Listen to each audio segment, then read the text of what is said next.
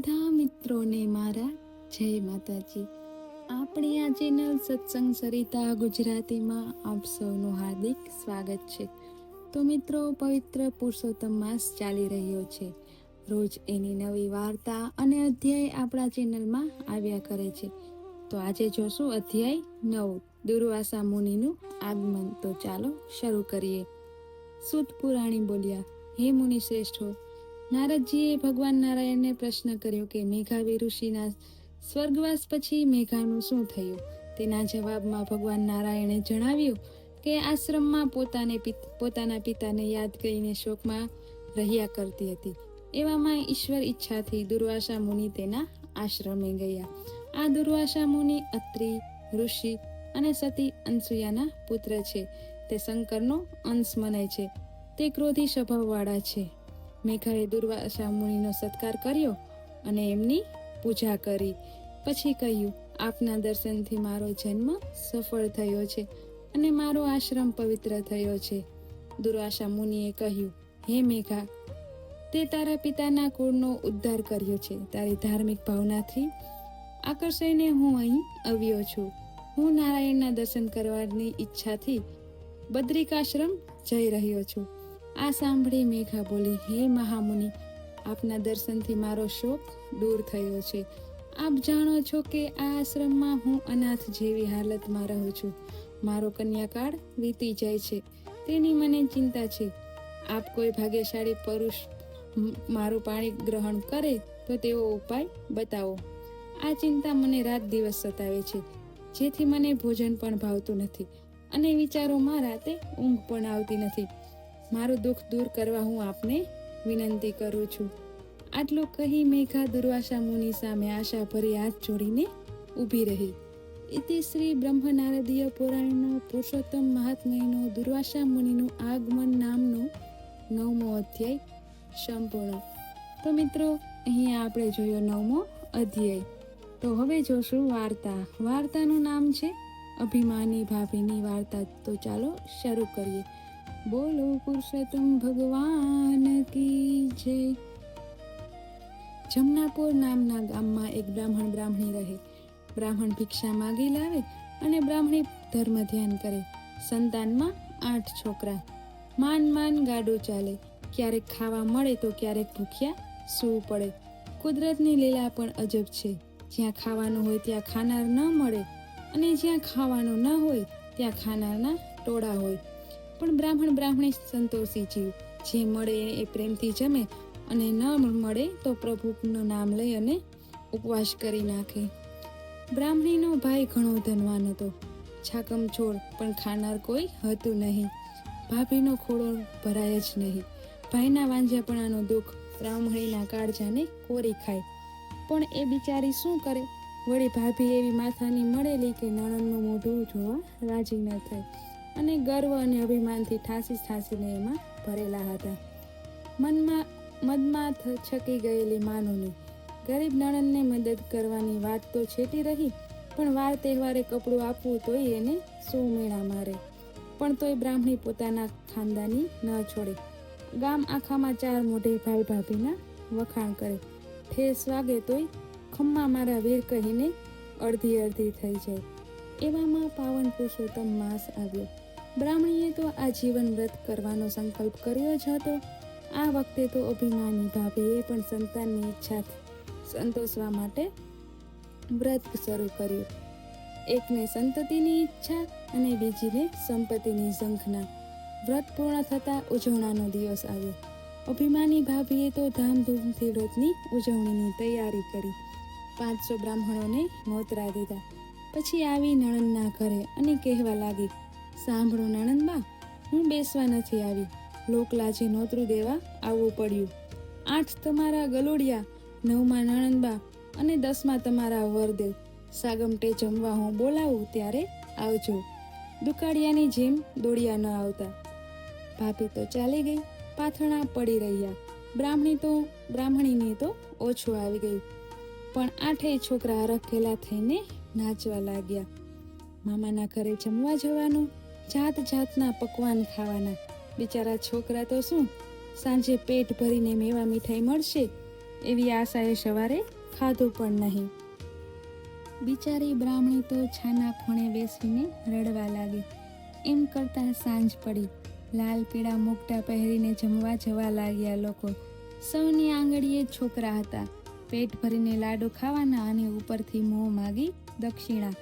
બ્રાહ્મણીના છોકરા પણ ધમપછાડા કરવા લાગ્યા. સવારના ભૂખ્યા. બ્રાહ્મણી માંડ માંડ છોકરાને સમજાવીને શાંત રાખતી. આપણે તો ઘરના માણસ, સૌ જમી લે પછી જ જમીએ તો જ આપણને શોભે.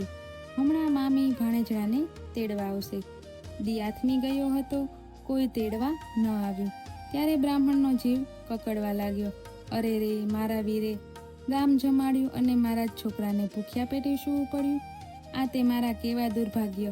આવી ગરીબી કરતાં તો મોત સારો. ભૂખ્યા પેટે સૂઈ ગયેલા છોકરાને સવારે કંઈક ટાઢું ચીડું ખાવા આપવા માટે બ્રાહ્મણી ભાઈના ઘરે ગઈ. ત્યાં તો જયા ફતે ઉડી છે, શરણાઈઓ વાગે છે અને મંગળ ગીતો ગવાય છે. બ્રાહ્મણી તો પતરાણાના ઢગલા પાસે ગઈ. કાળજું કંકળે છે, આત્મા તરવડે છે. રડતા રડતા એણે સાડલાના છેડે થોડાક પતરાળા બાંધી લીધા. બધાને એમ કહેશે કે કોઈ એઠું જૂઠું ખાનારી ભિખારણ હશે, એટલે કોઈએ ધ્યાન આપ્યું નહીં. બ્રાહ્મણીએ તો ઘરે આવીને પતરાળામાંથી વધ્યું ઘટ્યું લઈ લાડવા વાળ્યા. પતરાળા ઘરના કાંઠે ફેંકી દીધા અને પ્રભુના જાપ જપતી નિંદ્રાધાન થઈ ગઈ. બ્રહ્મ મુહૂર્તે ઉઠીને દીવો કર્યો અને પતરાળા ઉકેળે નાખી દેવાનો વિચાર કરીને ઘરના ખૂણે ગઈ. જઈને જોયું તો બધાય પતરાળા સોનાના થઈ ગયા હતા. બ્રાહ્મણી તો આભી જ બની ગઈ.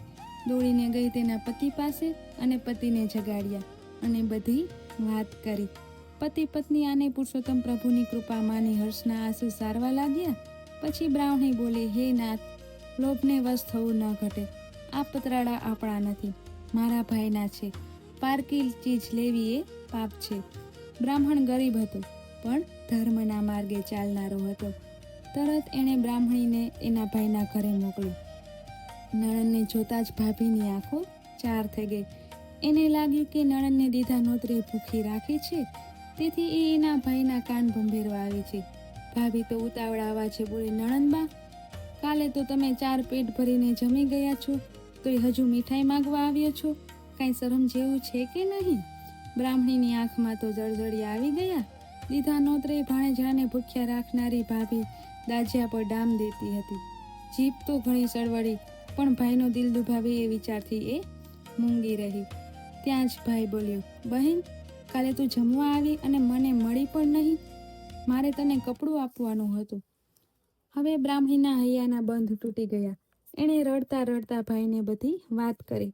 પછી પતરાળા સોનાના થઈ ગયા છે અને પોતે પાછા આવી છે એ વાત ત્યારે ભાઈને કરી અને આંખમાં હેતના આંસુ આવી ગયા. દીધા નોતરે ભાણેજણા ભૂખ્યા રહ્યા એ વાત જાણીને એના ભાઈનું અંતર વલોવાઈ ગયું.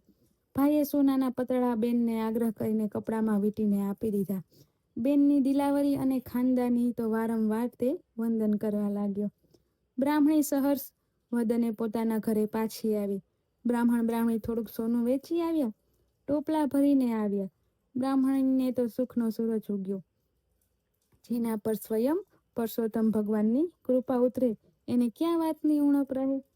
બ્રાહ્મણ અને બ્રાહ્મણીએ તો ધુમાડા બંધ ગામ જમાડવાની તૈયારી કરી. ઘરે ઘરે નોતરા દીધા. ભાભીના પેટમાં તેલ રેડાયું. પણ કરે શું? જેને 1000 હાથવાળો આપે ત્યારે 2 હાથવાળાનું ગજું નહીં.